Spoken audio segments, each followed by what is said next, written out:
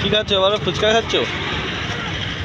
হ্যাঁ, বাবা, গালটা রসগোল্লার মতো হয়ে গেছে। এই যে ফুচকা খাচ্ছে, এই যে আর একজন বসে আছে ফুচকা খাচ্ছে। কি আছে, বাহ, খুব সুন্দর হয়েছে মাংসটা। তো দেখি আমাকে একটা হবে, আমার একটা হবে নাকি? আমারটা দাও, লোভ লাগছে আমার। দাও দেখি একটা, গেলে দাও, দাও।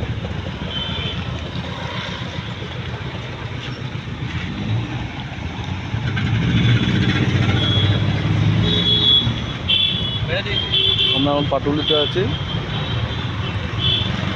আমার সোনা এখন ফুচকা খাচ্ছে। সে ওই দোকানটা ওই যে পকোড়া খেতে যাবে, ওই যে প্রচুর জাম আছে, প্রচুর জাম।